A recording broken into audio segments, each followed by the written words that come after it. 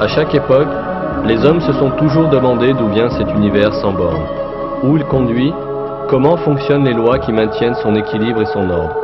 Depuis des siècles, les savants et les penseurs ont effectué de nombreuses recherches à ce sujet et ont produit toute une série de théories.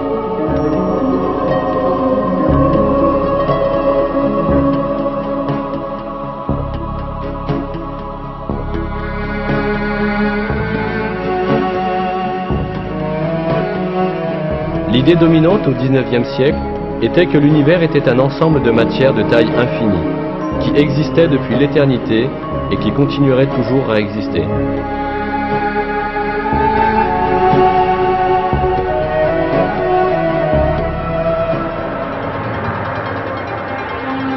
Cette vision, qui est le fondement de la philosophie matérialiste, niait l'existence du Créateur, tout en affirmant que l'univers n'avait ni commencement ni fin.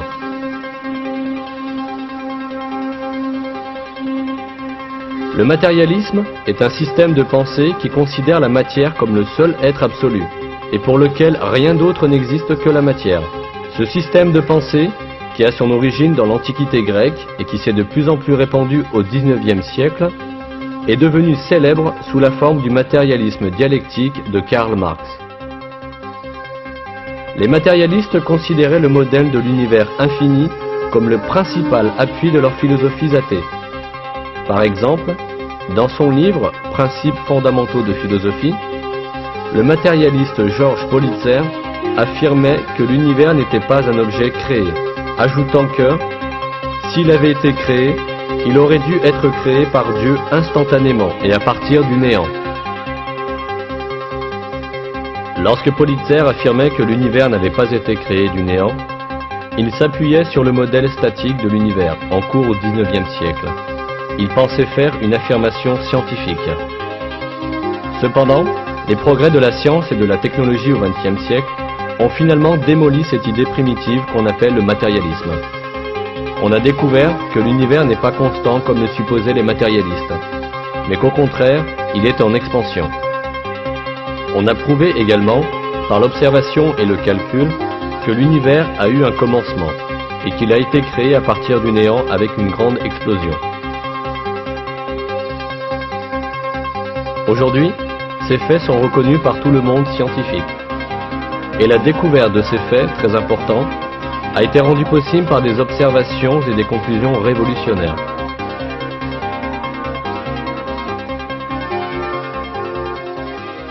En 1929, à l'observatoire de Mount Wilson en Californie, un astronome américain appelé Edwin Hubble a fait une des plus grandes découvertes de l'histoire de l'astronomie.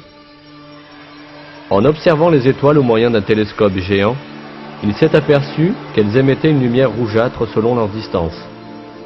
Cela voulait dire que les étoiles s'éloignent de nous. En effet, selon des lois reconnues en physique, le spectre des rayons lumineux se déplaçant vers le point d'observation tend vers le violet, tandis que le spectre des rayons lumineux s'éloignant du point d'observation tend vers le rouge. Les observations de Hubble ont permis de découvrir que la lumière des étoiles tend vers le rouge. Cela voulait dire qu'elles s'éloignent constamment de nous.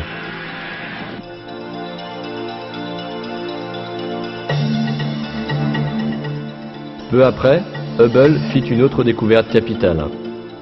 Non seulement les étoiles et les galaxies s'éloignaient de nous, mais elles s'éloignaient aussi les unes des autres. Puisque tous les éléments de l'univers s'éloignaient les uns des autres, la seule conclusion possible était que l'univers est en expansion constante. Pour mieux comprendre, on peut imaginer l'univers comme la surface d'un ballon qu'on est en train de gonfler.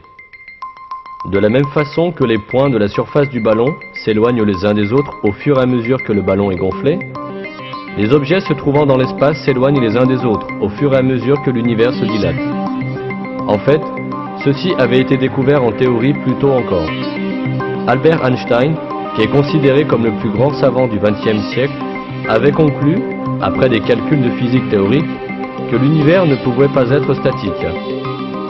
Cependant, il avait mis de côté sa découverte, tout simplement pour ne pas s'opposer au modèle statique de l'univers qui était généralement admis à son époque. Plus tard, Einstein devait admettre qu'il avait commis là la plus grande erreur de sa carrière. Que signifiait l'expansion de l'univers? L'expansion de l'univers signifiait que si l'on pouvait remonter le temps, on s'apercevrait que l'univers tirait son origine d'un point unique.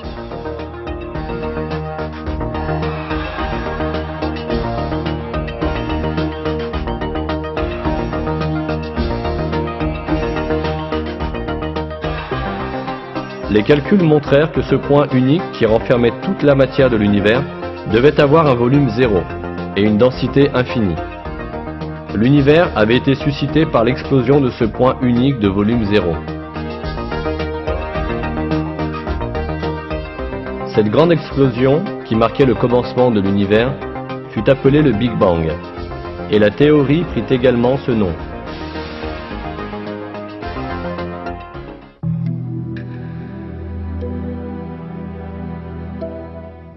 Il faut signaler que volume zéro est une expression théorique utilisée dans un but descriptif. La science ne peut définir le concept de néant, qui dépasse les limites de la compréhension humaine, qu'en l'exprimant en tant que point de volume zéro. En réalité, un point de volume zéro signifie le néant. Ainsi, l'univers est apparu à partir du néant. Autrement dit, il a été créé.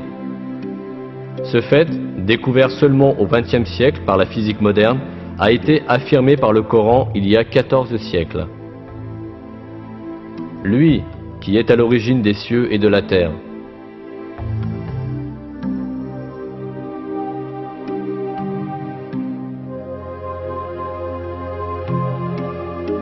La théorie du Big Bang montrait qu'au commencement, tous les objets de l'univers formaient un seul élément, puis qu'ils ont été séparés. Ce fait, révélé par la théorie du Big Bang, a lui aussi été affirmé par le Coran il y a 14 siècles, à une époque où les gens n'avaient de l'univers qu'une connaissance très limitée.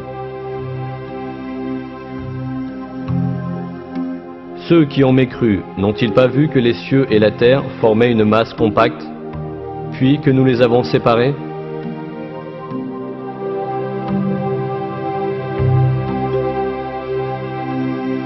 Cela voulait dire que toute la matière avait été créée dans une grande explosion à partir d'un point unique, et avait pris la forme de l'univers actuel en étant séparée.